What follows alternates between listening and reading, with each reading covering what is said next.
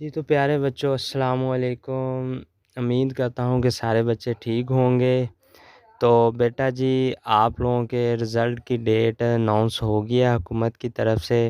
तो बेटा जी अल्लाह पाक से दुआ है कि अल्लाह तमाम बच्चों को अच्छे से अच्छे नंबरों से पास करे। तो बेटा जी जो क्लास इंटरमीडिएट वाले बच्चे हैं उनकी जो डेट अनाउंस हुई है वो 30 सितंबर 2021 है। और इसी तरह जो मैट्रिक के बच्चे हैं उनके सालाना इम्तहान 2021 के नताइज का ऐलान मोरखा 16 अक्टूबर 2021 को शाया करने का फ़ैसला किया गया है। इसी तरह नीचे बेटा जी आप लोगों ने अगर अपना रिज़ल्ट चेक करना है तो WW22 Multan, WW22 Lahore, WW22 Sahiwal, इसी तरह जिस बोर्ड्स के बच्चे हैं अपना रिज़ल्ट चेक कर सकते हैं।